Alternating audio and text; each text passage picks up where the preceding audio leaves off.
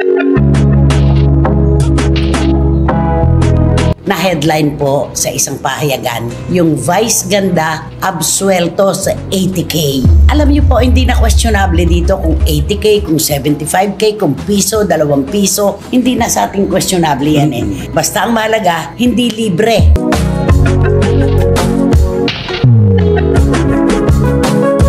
Nung pong mismong araw na yon, isa pong mystery texter ang kumontak sa akin. Marami po siyang ibinigay sa akin ng mga impormasyon tungkol kay Vice Ganda.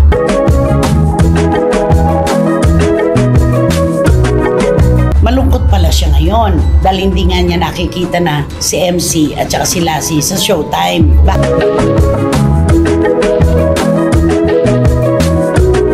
At eto po mga kachika, ang pinakamatindi kasi damay na po dito pati yung mga tao sa produksyon ng Showtime.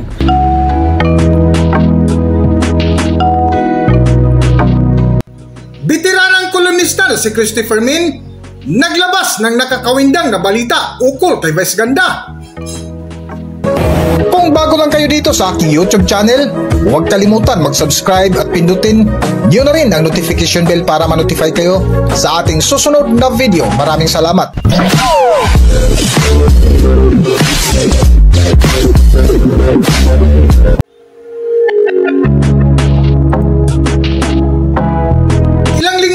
Ang lumipas matapos ipinost ni Vice Ganda sa social media ang kanilang bakasyon sa Coron, Palawan kasama ang mga kaibigang Biki kung saan nauwi sa kontrobersya ang nasabing video dahil sa ginawang call out ni Vice Ganda kay MC Moa na tila maraming netizens ang nagulat. At matapos na pinagpiestahan sa social media ang nasabing video ay naging mainit din ito sa paksa ni Nanay Christopher Min kung saan ibinuking nila ang ukol sa kanya-kanyang gastos na umabot ng 80,000 bawat isa na ang ibig sabihin ay hindi sariling gastos ni Vice Ganda ang outing ng buong grupo. Ngunit ang nakakagulat ay ang bagong natuklasan na chismis na inilatag ni Nanay Christopher Min na naging headline din ito sa ilang pahayagan. So heto na po tayo mga kachika. Siyempre, gusto po naming ilatag sa inyo ang lahat ng nalalaman namin. Pati nga po yung mga questionable na mga partisipasyon ng ibang tao, ibibigay din po namin sa inyo. Kamakailan po mga kachika ay na-headline po sa isang pahayagan, yung Vice Ganda absuelto sa 80K. Wow! Yun. Ito yung inilantad kasi natin noon na hindi naman libre yung pagpunta nila sa Coron, Palawan. Nagbayad pala ang mga Becky na kasama niya ng 80K. Oo. Alam niyo po, hindi na questionable dito kung 80K, kung 75K, kung piso, 2 piso. Hindi na sa ating questionable yan eh. Basta ang mahalaga, hindi libre. Kasi yung nagsalita, yung Mon Natividad, nagtatrabaho daw ito kay Vice Ganda doon sa club, sa bar. Parang ganon. Eh, hindi raw totoo na nagbayad ang mga Becky kasi daw, bukod daw doon sa private plane, ay kumuha pa ng 4 na van. Pagkatapos, pati yung parang... Yung speedboat. Parang may boat na inupahan sila. Tapos hindi raw totoo na late siya ng flight. Sabay-sabay daw sila na umalis. Natural, alam nga naman baklas-baklas pa kayo sa aeroplano, di ba? Natural, sama-sama kayong umakyat at bumaba, di ba? Parang ganun dahil hinintay nga si Vice. 11:00 dapat ang flight, naging 1:00 at hindi nagreklamo ang mga Becky.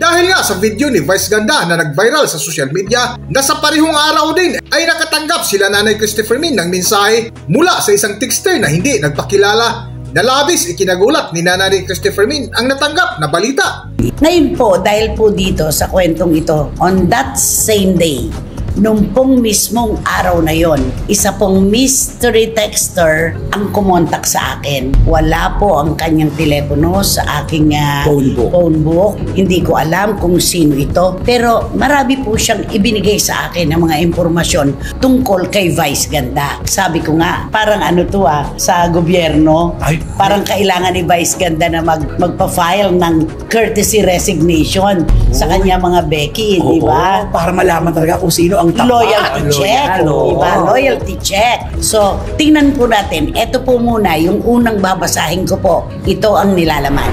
Hindi siya okay lately because hindi na nga niya nakikita sina MC at Lassie. Lagi na siyang nangungumusta sa group chat nilang mga bakla. Alagaan nyo sarili nyo ha. Yung health nyo, huwag nyong pababayaan na dati naman puro talak. Ayaw nga namin na nandun siya sa set namin sa BCC eh. Kasi nako-conscious kami. Lalo na kapag nakikita namin hindi siya tumatawa. Kasi after nun, award. Nakaka-conscious pag andun siya. Nasisira yung diskarte namin sa comedy pag nakikita namin siya sa peripheral. Imaginein mo, nagtatawa na yung audience siya. Ang focus mo siya pa rin kung natatawa ba. Sa comedy kasi, Nay Christy, ang support na gusto mong makuha sa kapwa mo comedians ay tawa rin mula sa'yo para moral support mo sa bakla. Dapat alam niya yun. Yung malungkot pala siya ngayon dahil hindi nga niya nakikita na si MC at saka si Lassie sa Showtime. Paano hindi siya malulungkot kahit naman sino, di ba? Ikaw, yung tinuring mong kaibigan Ng 21 years. ng 21 years, Oo. di ba? At saka lagi daw ngayon nagchat-chat si Vice na, yun nga, yung sabi ng Nangangamusta. aking source, di ba, na alagaan nyo ang inyong mental health. Dati daw, puro talak eh. Ganon. Ay. At ang sumunod pa po, isa pang text message. Narito. Ito po ang kanyang text kay Nanay Christy. Kung mahal niya si MC, bakit hinayaan niyang ibas ng ibas ang bakla? Nay Christy, di ba? Siya pa ang naging hero sa vlog habang ipinahiya niya si MC. Sa Holy Week pa yon, nito lang niya inilabas at hindi hiningi ang concept ni MC.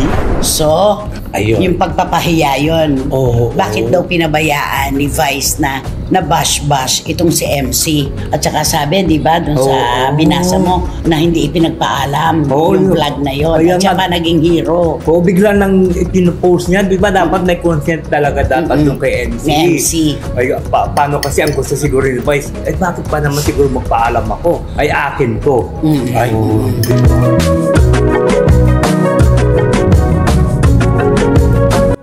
Sa patuloy nga ng kanilang kwentuhan ay binahagi nila Nanay Christopher Min ang isa pang pinakamatinding pasabog ukol kay Vice Ganda. At eto po mga kachika, ang pinakamatindi kasi damay na po dito pati yung mga tao sa produksyon ng Showtime. Narito naman yung kay Romel, di ba? pakinggan niyo po at sabayan niyo ng pagbasa. Ang tanong naman dyan, lahat ng mga bakla pinagbigyan siya. Naloka lang sila sa statement na imbes na makasama ko ang pamilya ko, kayo pa ang pinili ko. Kaya ang tanong nila, bakit siya lang? Ano ba ang sinakripisyo namin para piliin din siya kahit ayaw namin? Ayaw lang namin magalit siya kaya kami sumama, pero sa totoo lang, pagkasama namin siya, para kaming lahat nag-a-adjust sa kanya. Kailangan siya laging masunod. Kailangan siya laging i-please. Kailangan wag siyang magalit. Kasi grabe pag nagalit, pararamdam niya sa'yo. Ganun siya. Pag siya nagkamali, wala kaming kibo. Pero pag kami nagkamali, parang naiinsulto siya kasi nga Vice Ganda siya. Ang importante, after 21 years of being loyal to Vice Ganda, pero sinayang ni Vice. Ngayon, nakakawala na si MC, dinamayan pa siya ng ibang Becky. At marami pang bakla ang nagsasabi kay MC na tama ang ginawa niya para matutong magpaka-humble si Vice. And look, did Vice apologize to MC on the vlog? On air? No, because she is Vice Ganda. Insult sa kanyang sarili yon pag ginawa niya. Narcissistic nga. What do you expect? Pag nag-preach siya on air, kailangan all eyes and ears sa kanya. Pero hindi alam ni Vice, ang production staff, nagkakatinginan na lang. Kasi ang alam nila, pag nangangaral ka on air, lahat ng co-host mo, nag-a-agree sa'yo. Tignan mo, walang kumukontra. Para matapos na lang. Kasi pag kumontra ka, babawian ka niya sa susunod. Mag-watch ka minsan ng Showtime. Check mo lang kung mali kami. Oh, diba? Di ba? Ang tindi nun, ano? Kailangan nilang laging piniplease si Vice at Oo. kailangan sila nag-a-adjust. Bawal magalit Oo. si Vice Ganda. Dahil babalikan ka raw. Oo, may Yes. mga ganun.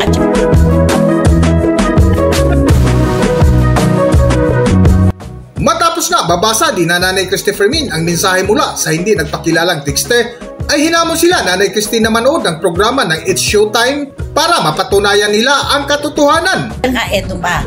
Nagtanong-tanong ako sa mga malalapit sa kanila kung sino itong nag-text sa akin. Walang makapagsabi. Pero yung mga impormasyon, totoo, pinanindigan nila, yan daw talaga yung nagaganap. Oo. Di ba? Hinahamon pa nga ako, manood daw ako ng Showtime para malaman ko kung ano ang nagaganap. Oo. Yung tungkol sa kapag nagpipreach siya, Oo. na walang kumikibo, ay yung pala, para matapos na lang, wala nang kumokontra. Oo, kasi pag kumontra ka, nako. Oo, ganun Alam pala mo yun. na. At saka marami talaga sa nakapunayon na bakit pagka magsalita si Vice, bakit sila ni Bong, sila ni Jack Ami nakatingin lang at nanonood lang. Minsan nakayuko lang.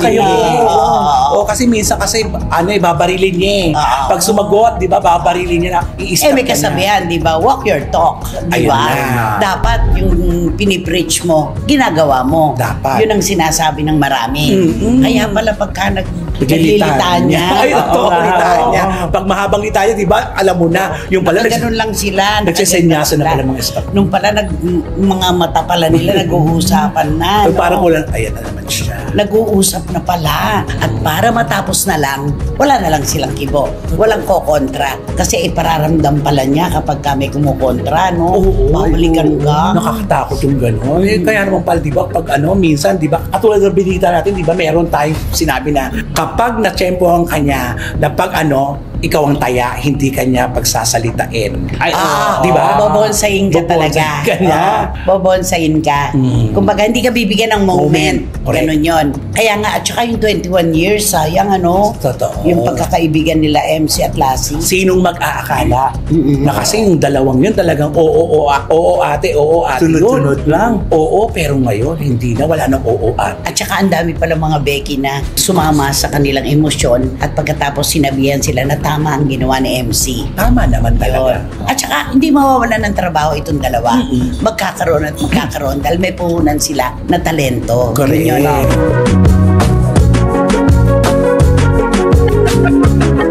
Sa dulo nga ng kwentuhan ni Nanay Christopher Min ay binigyan nila ng pagkakataon ang komedyante host na si Vice Ganda na dipinsahan para maipagtanggol ang sarili. Para sa buong kwento, narito ating panoorin ang video. Pagkatapos po naming ilahad, marami pa po ito. Kaya lang 3 lamang itong ibinahagi namin sa inyo. Pagkatapos po naming itawid ito, binibigyan po namin ng karapatan si Vice Ganda na linawin itong mga impormasyon na sinabi namin. Kanya po ang floor. Ayun. Kumbaga para siyang nasa showtime. Pwede naman niyang linawin ito sa kanyang vlog. Oo, diba? sa show. Sa show. Sa showtime. Total naman po, pag gusto naman niya maglitanya, wala namang nakapipigil sa kanya. E di isa-isahin din po niya, pabulaanan niya kung mali yung mga text na nakarating sa akin or kung ano man ang gusto niyang gawin. Pwede. Basta kanya ang karapatan. Binibigyan po natin siya ng pagkakataon na linawin ito. Correct. Ang Yun sa yun. atin lang naman, di ba? Yung nag-send sa'yo ng messages, yun ipinarating namin sa inyong lahat. Pero ito po ay nililinaw namin. Wala po sa phone book ko ang nagpadala nito. Hindi ko rin po alam kung sino siya. Basta't yung mga impormasyon, yun po ang itinawid namin sa inyo. Ay, Okay? Hanggang dito na lang muna ang ating video at kung nagustuhan nyo, huwag kalimutan mag-subscribe at pindutin nyo na rin ang notification bell para ma-notify kayo sa ating susunod na video. Maraming salamat!